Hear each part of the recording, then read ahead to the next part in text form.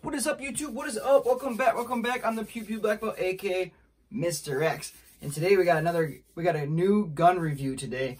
Haven't had one of these for a while. But today's gun is a CANIK METE SFT PRO.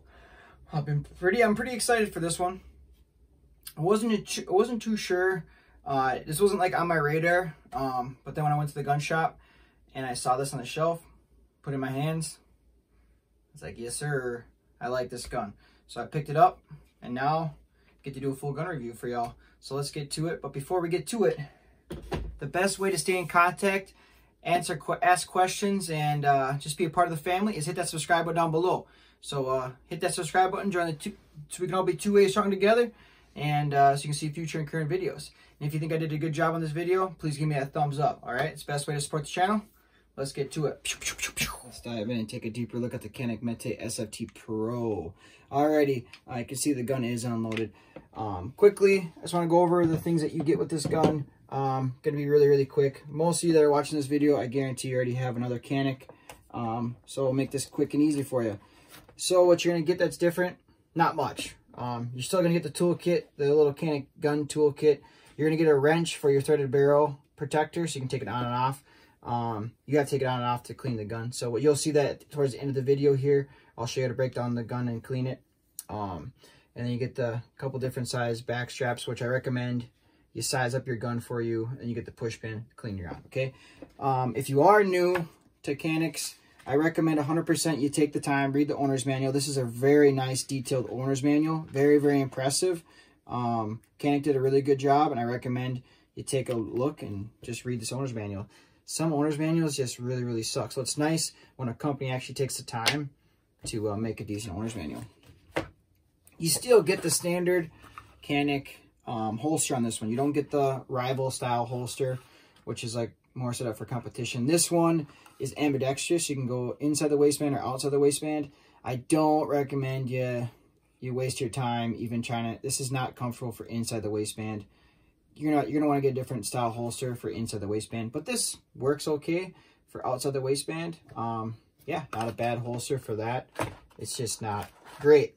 It's okay, good holster to start off with. You still get 2 magazines, 18, 20 round, and the speed loader just like the other METE. And yeah, that's in the nice hard case. So that's basically not that much different there from what you get with the METE. Now what is different is here, okay, on the gun itself.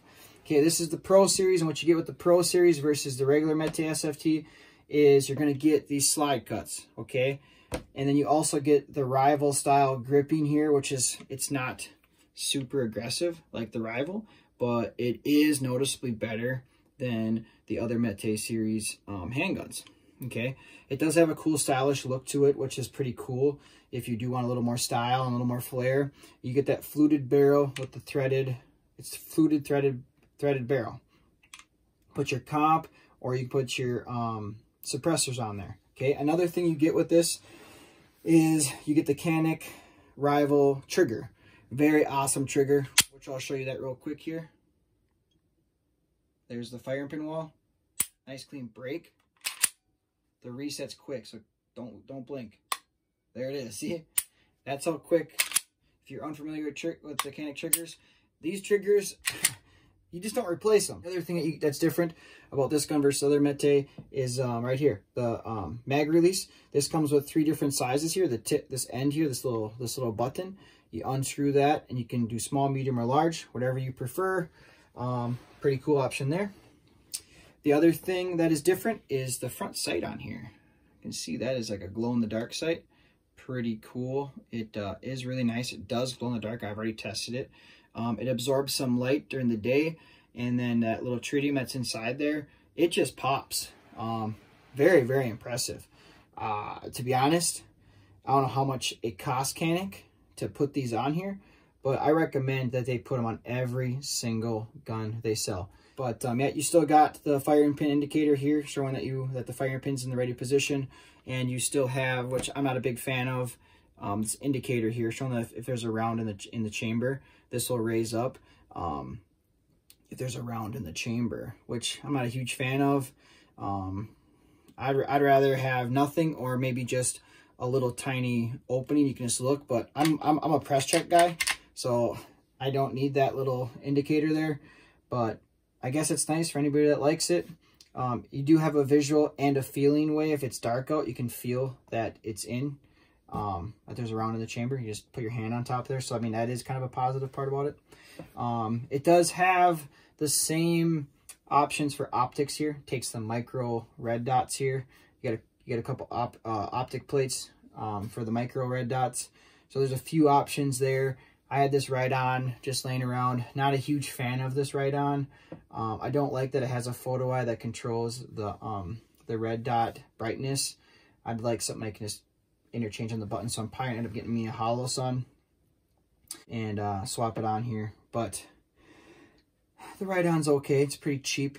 Right around that 120 bucks or 130 bucks or whatever it is off Amazon. You can get it now off Amazon.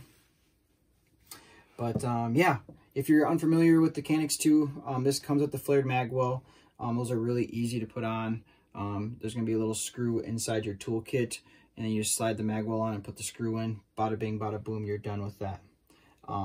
That's enough right here. That's the review. If you have any comments or questions, leave a comment down below with any questions you might have, or yeah, just leave a comment down below. And like I said before, I really hope you join the family and hit that subscribe button. But otherwise, let's get to the range. Let's do a little bit of shooting. Then we'll come back. I'll show you how this gun breaks down and clean it, which it's not any different than any other Canik. So, but if you're new, you can watch that part of the video. I really appreciate it. And let's get to the shooting part. Pew, pew, pew, pew.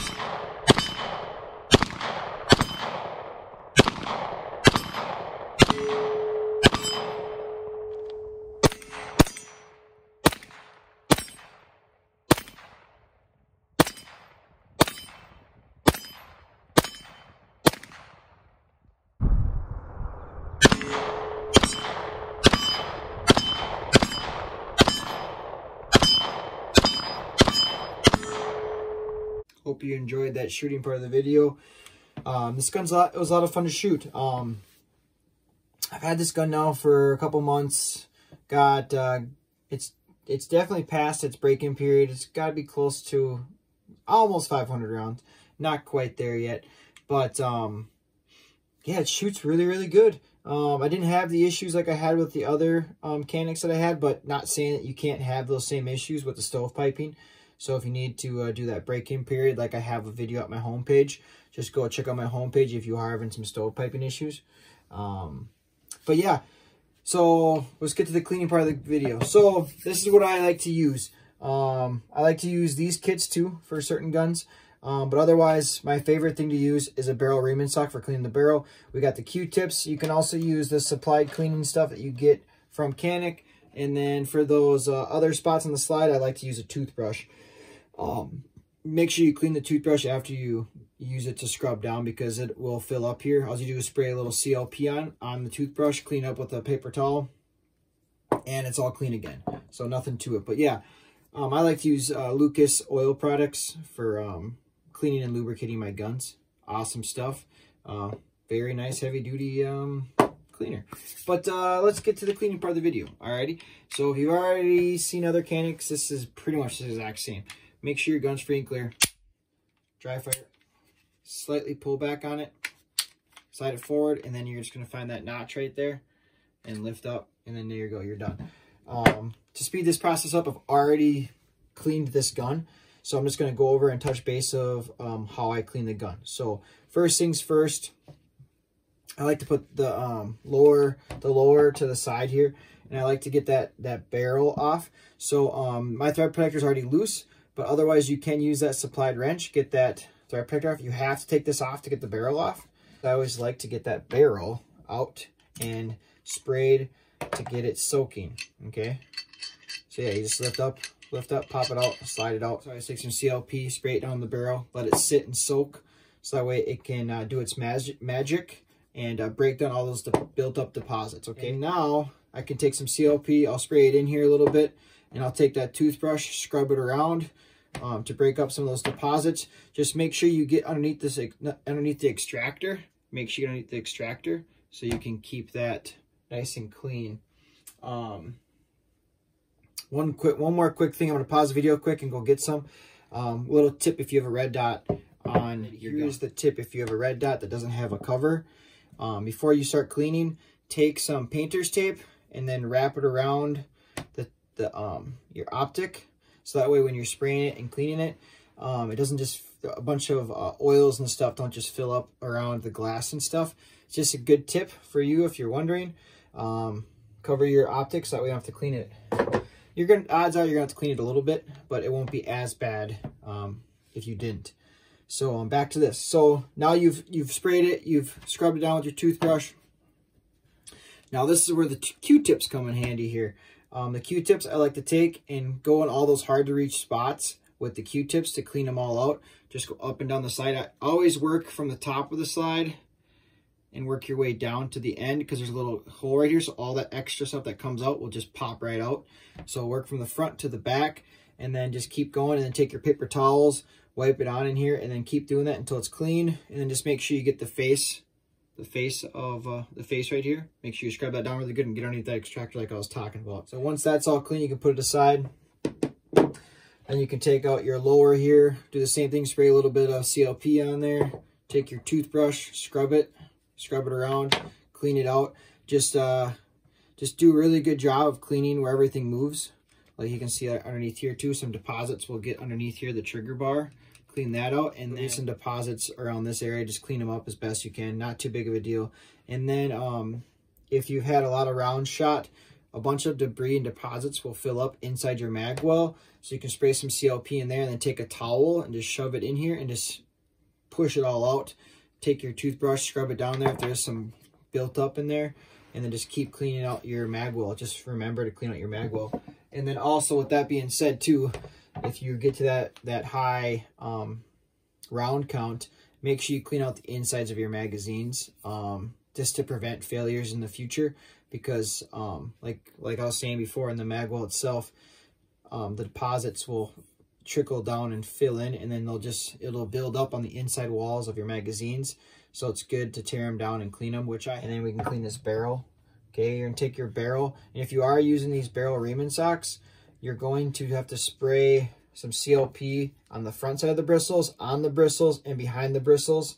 And then make sure your barrel is sprayed too, which we already did spray that.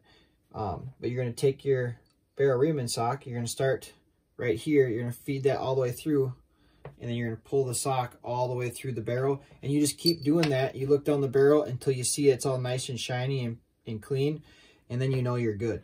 But just keep cleaning it. Usually takes 2 to 3 swipes, and it's perfect, ready to go, all done. Okay, now we're ready for reassembly. The whole gun has been cleaned, and that's where this little guy comes in handy really, really well.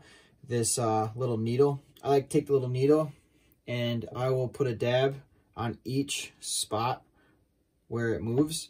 And then on top of that too, on the slide itself, I'll put a couple dabs in a couple areas on the slide, and then it's time for reassembly.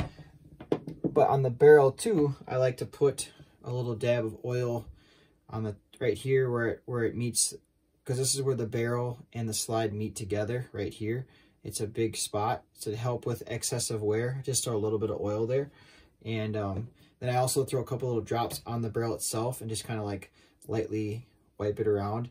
So that way when it's sliding on the slide, which we can reassemble this now, when it's sliding on the slide, it helps with excessive wear too on the barrel itself. But let's put the guide rod and spring assembly back on, push it in, and then make sure you get it on that lower notch there. As you can see, there's 2 notches. The other notch is for, it sits on the gun. That notch right on the lower notch is for your guide rod and spring assembly, okay? Once you got that on, you can bring your lower back over here, and you're just gonna line that up with those notches right in the front there. Just remember, do not slide this on like a Glock. For all you guys that are big Glock owners, don't accidentally slide it on like this. If you do, I did make a video showing how you can fix that at my homepage. So if you happen to do accidentally make that mistake, it happens. But yeah, not a big deal. Hope you enjoyed that cleaning part of the video. Hope you found it helpful. And like I said before, there's plenty of different ways to clean these guns. There's plenty of different lubricants out there on the markets you can use. I've been using CLP for years now, and I really like their products. It does a really good job keeping my guns clean and protected. But leave a comment down below. Anything you want to ask, anything you want to comment about, I don't care. If you have some negative stuff, positive stuff, you ain't gonna hurt my feelings. And hope you join the family so we can all stay two-way strong together, like I said before. See future and current videos, and it's the best way to help support the channel. Give me that thumbs up, and I'll catch you guys in the next video. See you there.